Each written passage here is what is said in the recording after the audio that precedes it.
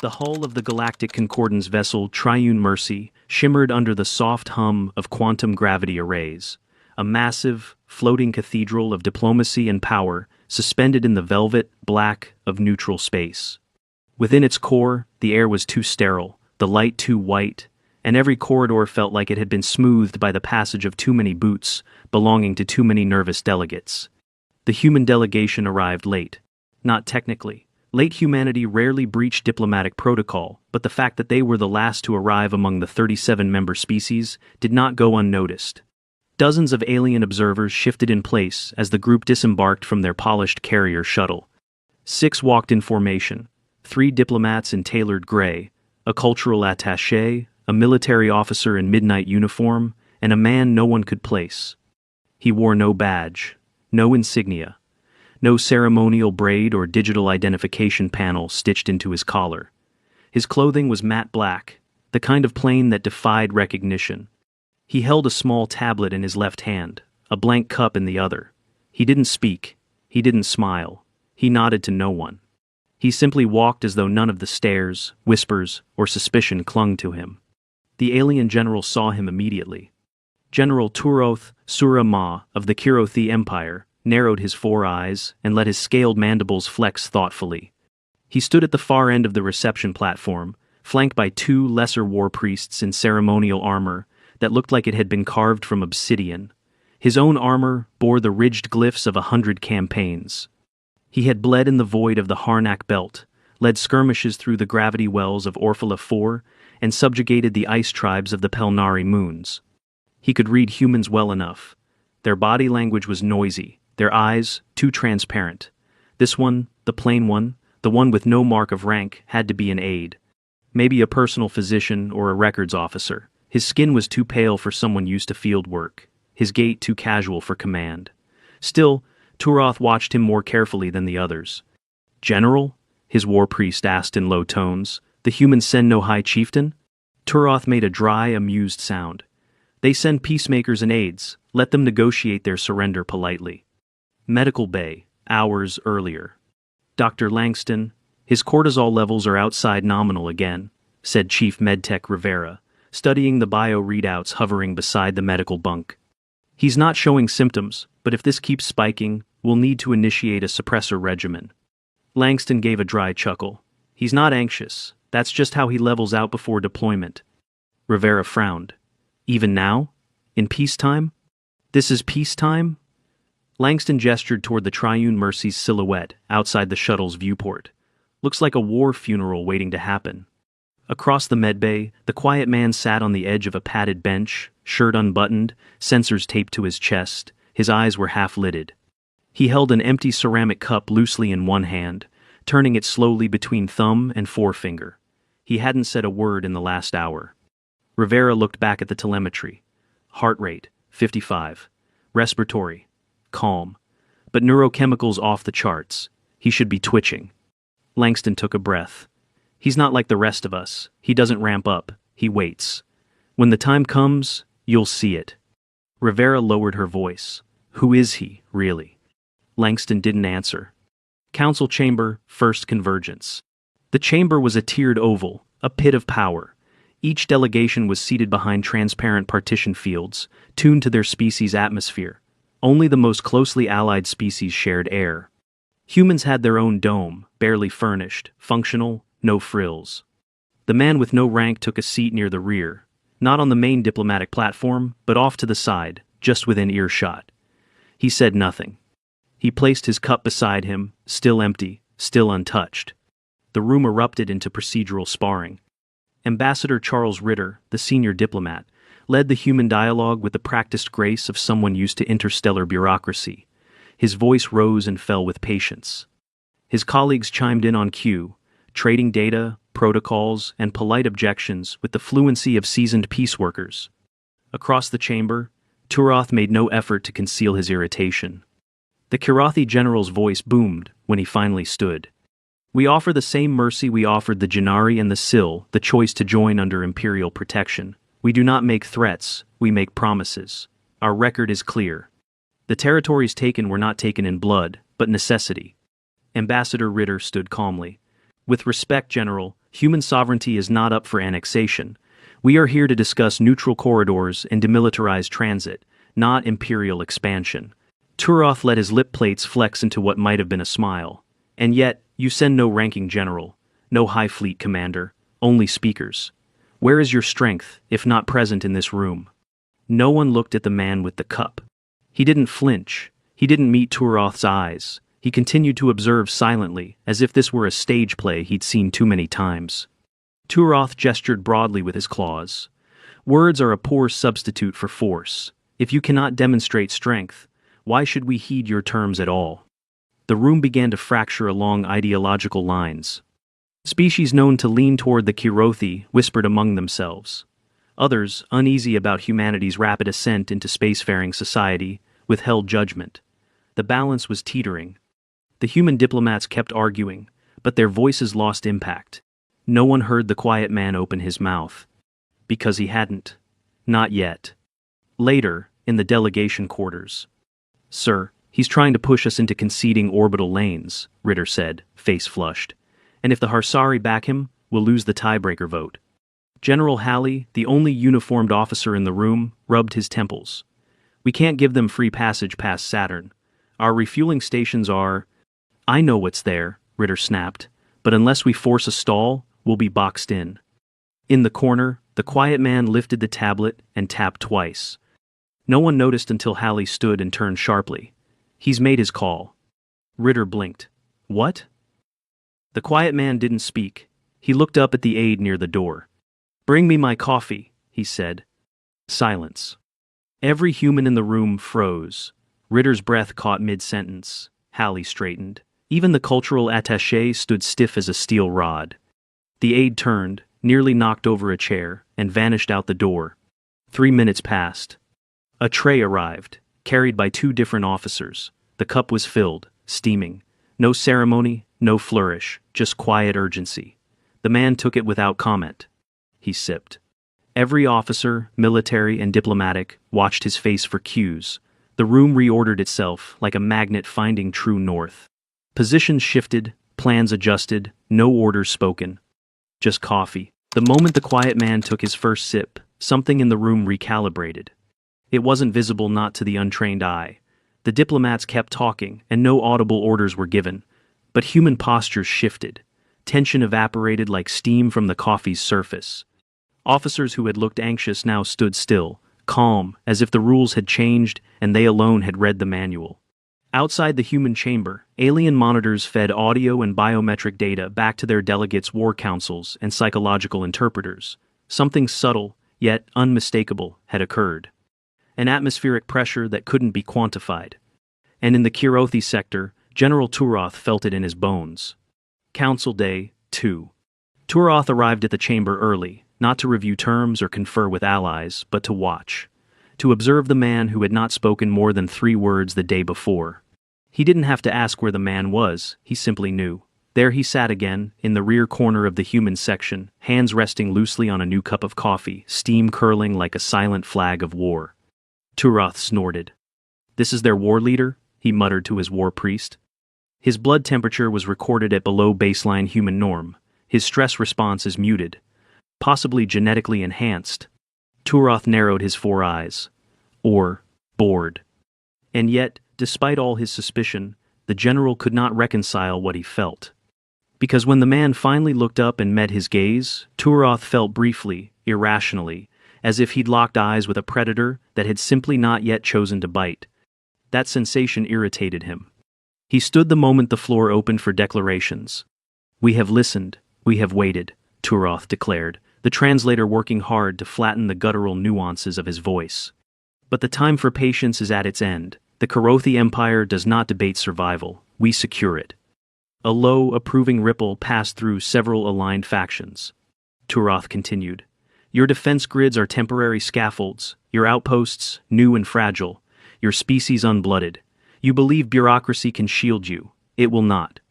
In the deep void, power speaks louder than pages." He turned deliberately toward the human sector. "And I see no power." The diplomats flinched, a few exchanging glances. General Halley leaned forward, as if about to respond. But the man with the coffee beat him to it. He raised the cup, sipped, then finally spoke again. You see what you choose to misunderstand. Turath paused. It wasn't the words, it was the way the human delegation instantly stood taller, like a long fuse had touched powder. The man added, You mistake our silence for absence, our restraint for weakness, and our ritual. He lifted the cup slightly, for ceremony. His voice was even, low, and utterly unshaken. You're not the first to do so. Turath's mandibles clicked. You claim power with a drink? I claim nothing, the man replied. We only prepare for what follows when words no longer matter. He didn't raise his voice. He didn't move. But the human delegation behind him shifted in a synchronized half-step, as if subtly realigning to some invisible order. Turath felt the heat in his throat rise. And who are you? No answer came. The man simply took another sip. Observation deck. Later that cycle. The alien delegates gossiped in murmurs. He was not listed on their manifest, hissed a diplomat from the Virilis Combine. Not a general, not a minister. Perhaps a neural network representative? Human war priests are metaphorical. Could this be symbolic? No, their crew reacts to him, not with respect, with obedience. He gives no orders, another noted. But they act on his silence. None of it made sense to them. Most Kirothi officers would have been executed for such ambiguity in status. Titles mattered. Rank was displayed, glaring and proud. This human? A blank slate. And, somehow, the center of gravity. Kirothi quarters. You shouldn't engage him directly, warned War Priest Solrim. Turath bared his fangs. You think he threatens me? No, General. I think he changes the battlefield in ways we don't comprehend. Turath spat onto the floor grate. Then it is time he comprehends us. He tapped a command node. Transmit the readiness footage.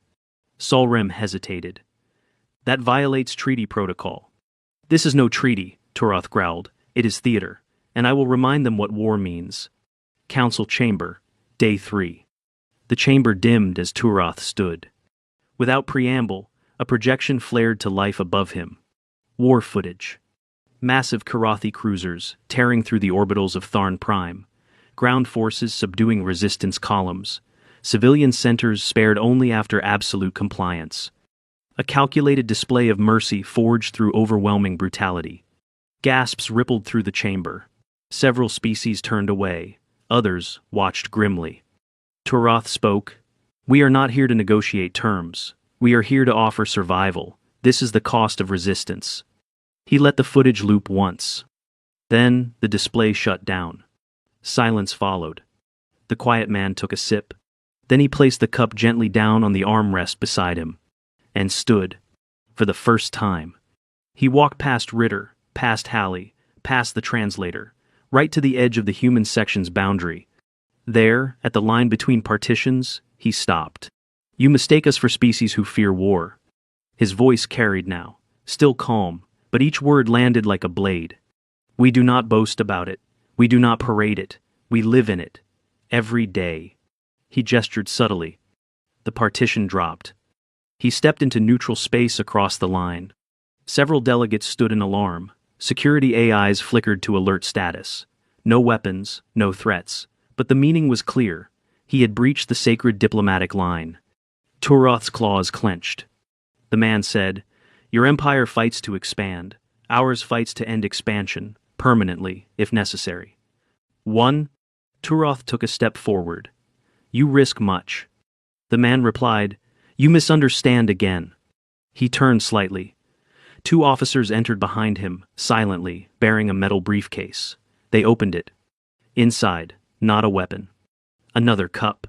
Freshly brewed, dark, steam rising. He took it, raised it.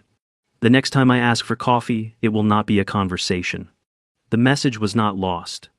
Not on the humans. Not on the council. And especially not on Turath. Observation. Logs redacted. Subject. Unidentified human delegate. Designation. Unknown. Behavioral analysis. Displays no traditional hierarchy indicators. Commands total obedience from military and diplomatic staff. Has initiated no offensive moves but escalated tension with minimal action. Possible indicator of internal human leadership structure far more decentralized and psychologically layered than known. Recommendation: do not provoke further. Reevaluate human threat matrix. The man had stepped over the line, literally and metaphorically. And yet, no alarms had blared, no weapons had been drawn. He had walked into neutral ground, claimed a fresh cup of coffee, and spoken less than 20 words. That, somehow, changed everything. The chamber remained in dead silence after he sat back down. Not in his previous seat at the edge, but now at the center right beside the lead diplomats. The others shifted their chairs, repositioned consoles, and made room for him without hesitation. There was no protest, no whisper of objection. The hierarchy rearranged itself before the entire Galactic Council.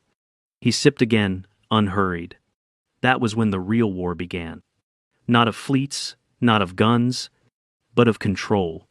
Kirothi Command Bunker. Remote link. Your movement was illegal, barked the voice from Turoth's command channel. You were warned not to provoke unilateral conflict. It was not conflict, Turoth replied. It was theater. One move on the board, and I made it first. You mean second, came the response. You let him draw the first blade. Turoth's fists tightened. Then I will make sure it is the last. Council Chamber. Day 4. The debates resumed in name only. Officially, the Council was still hashing out the interstellar transit protocols around the contested sectors near Saturn's orbital corridor. In reality, no one cared about the lanes anymore. They cared about him. The man had spoken again, but only in short sentences, tactical phrases, surgical, precise. He didn't argue. He declared. Transit is a privilege, not a right, he said once. Enforcement will not be public. It will be permanent, he said another time. Each statement dropped like a depth charge. Each one caused shifts in alliances. The diplomats, especially those of younger, expansionist species, were rattled. Not because of what he said, but because the humans no longer countered arguments. They no longer tried to sway opinion. They simply acted like the matter was closed. The cup of coffee sat in his hand the entire time. Never once did he finish it. The liquid was always halfway, warm, untouched for minutes, then suddenly sipped again, just before someone raised a new objection. And every time, the objector hesitated. It was no longer a beverage. It was a signal. Cultural interpretation. Annex Joint Analyst Briefing. In Veronic culture, said the Balsari analyst, coffee, or any warm liquid, is a symbol of post-conflict reflection. To see it during a negotiation is considered highly irregular, potentially insulting. Among Kirothi war priests, added a Mavari delegate, a ritual drink taken in the presence of a challenger is an invitation to trial by combat. Symbolic or literal. The meaning overlaps. A human cultural advisor leaned forward, smiling faintly. You're all projecting, she said. It's not a weapon. It's not a threat. It's just coffee. The room stared at her. She added, which makes it worse, doesn't it? Human delegation quarters. Ritter was pacing.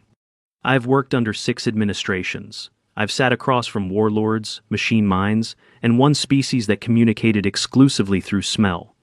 But this is something else. Halley crossed his arms. You think he's gone too far? No, I think the aliens think he's gone too far, and that's the whole point. They're afraid of the fact we don't seem afraid. He paused. Do you know what the Nalkari delegate asked me? Halley shook his head. He asked what blend he drinks. Halley blinked. Not strategy, not armament. The blend. As if knowing would somehow demystify him.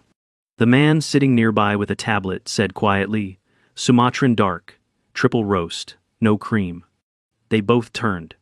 He didn't look up. Council Chamber, Day 5. The projection dome flickered to display a new proposal from the Neutral Terran Confederation, a compromise solution. It would allow limited Kirothi transit through the outer asteroid fields, but preserve human sovereignty over the inner routes. It was a peace offering. A lifeline. Turoth rejected it instantly. He stood. Again, grandiose, aggressive. Enough. This dance ends. The Kirothi will not be barred. Not by words, not by rituals, and not by your civilian. He gestured sharply at the human sector. The quiet man looked up, eyes calm, cup steady. Turoth pressed forward, claws spread wide. I demand to know what gives you the authority to alter diplomatic stances without formal structure.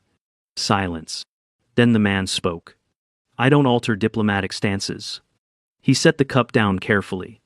I end them. He stood once more. Every human officer stood with him. No signal, no verbal command. A synchronized act of loyalty that left no doubt. This wasn't improvisation, it was drilled. Turoth was left standing alone. You threaten war. No, the man said. I prepare for it. A hush swept the chamber. The quiet man turned to the council. His voice never rose. He didn't posture, he simply said, If Kirothi fleets violate our corridor, they will not be returned to you. No survivors, no wreckage. Not out of cruelty, but out of necessity. We clean up after ourselves. He looked back at Turoth. Bring what you like, but know this, if I ever need a second cup during a council session, that means we've already started the real conversation. Medical wing, observation room. Dr. Langston stared at the screen, shaking his head. Pulse 60. Cortisol stable. Neural activity normal. Even now? Rivera asked. After that? Langston rubbed his chin. His physiological profile doesn't change with conflict. It changes with stillness. The quieter things get, the more dangerous he becomes. Rivera crossed her arms. He's like a loaded gun that drinks espresso. Langston smirked. You're assuming it's the coffee that keeps him calm. Later, Turoth's private quarters. You saw it, General, Solrim said. He is not a commander, he is an anchor. The others orbit him. Turoth snarled, dragging claws across his steel desk. He sips mud. And his people treat that mud like a signal from the gods. Solrem hesitated. Perhaps we were wrong to provoke them. Turoth turned. His eyes were red with fury. But deeper, fear. Not of defeat, of uncertainty. The one thing the Kirothi war doctrine had never taught him to handle. Galactic Council Summary Report. Human delegation, internal use only. Subject: unnamed male delegate. Status: operational. Role: unspecified. Observed behaviors. Command presence without visible authority. Psychological dominance through non-verbal cues. Disruptive influence on opposing delegations. Uses ritual object coffee to modulate pace of negotiations. Subtle threat signaling detected in language patterns. Impact summary. Kirothi delegation unstable. Neutral species leaning toward human protection treaties. Cultural influence increasing rapidly.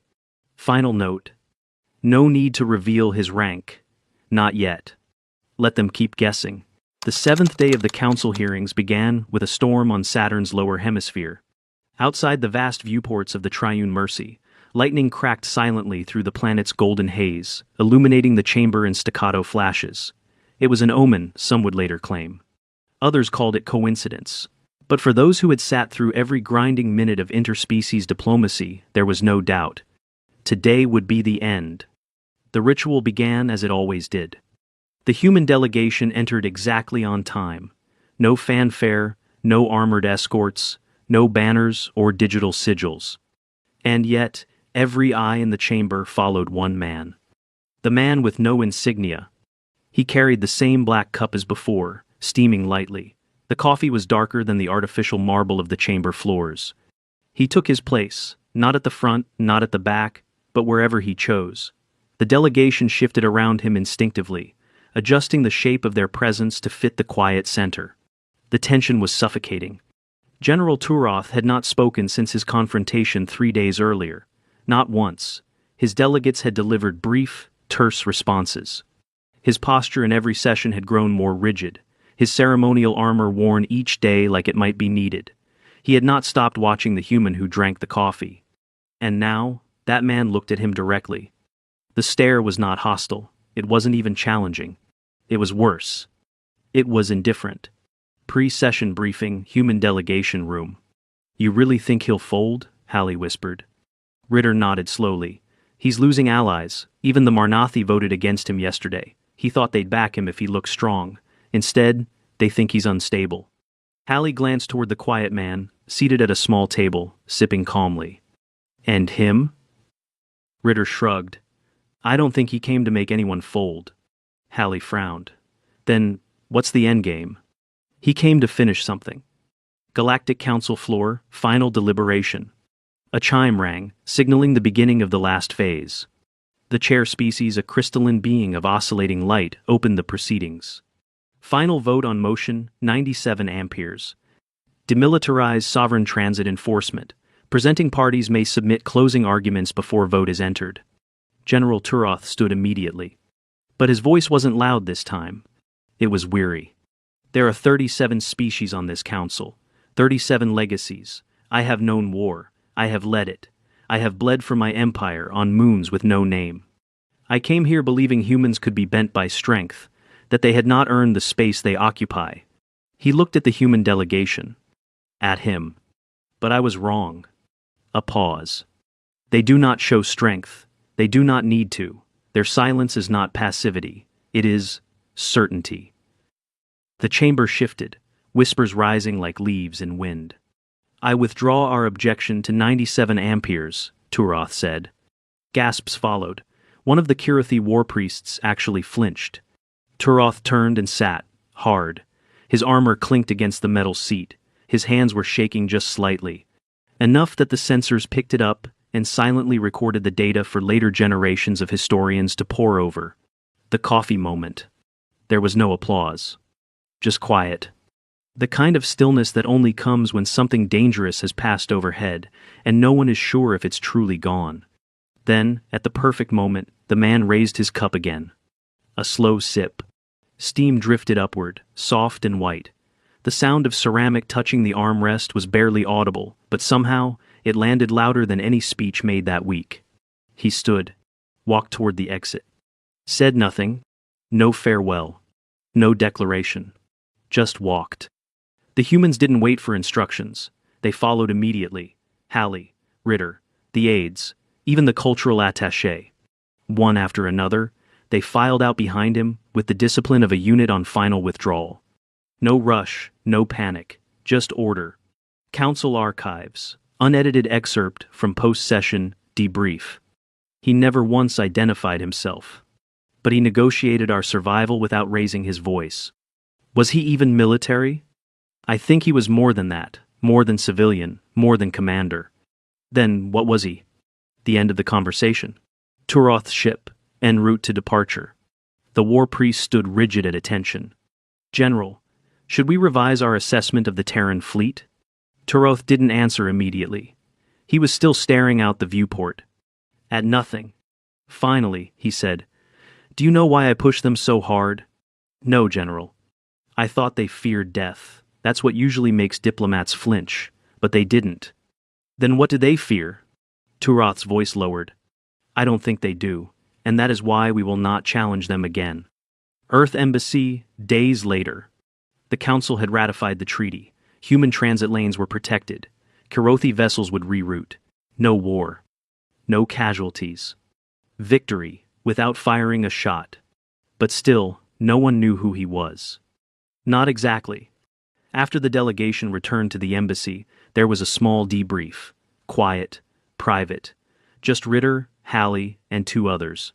They waited. Not for instructions, those had already been carried out, but for clarity. Finally, Ritter asked, "Can we know now?" The quiet man, still holding his now empty coffee cup, gave a small nod. Ritter leaned forward. "What is your rank?" The man gave a faint smile, the first they'd ever seen from him. "There's a reason I don't wear it." "Why?" "Because rank makes people behave around you. Obedience is easy when it's written on your chest." He stood, glancing out the window where the stars of the Council's central sector blinked in quiet formation. "But when people follow you without needing to know, that's when you really understand command." He set the empty cup on the table. "Keep the peace," he said simply. And then he was gone. Classified dossier. Terran Strategic Leadership Command. Subject, codename, Keystone. Clearance level, Omega Black. True rank, Supreme Strategic Asset, Terran Sphere Defense Authority. Authority level, overrides all known military and civilian hierarchies when activated. Deployment protocol. Command presence may be established through indirect cues. Use of symbolic rituals to initiate transitions from negotiation to enforcement is authorized. Standard signal. Coffee request. Summary. When diplomacy ends, we send a fleet.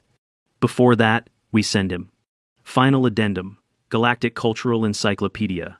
Terran entries. Coffee. Noun. Definition.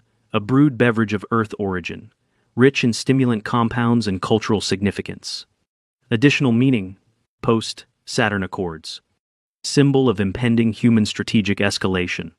Ritual indicator of end-stage negotiation.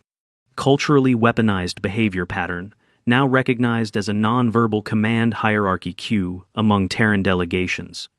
Recommended action upon observation. Do not interrupt the Terran drinking his coffee.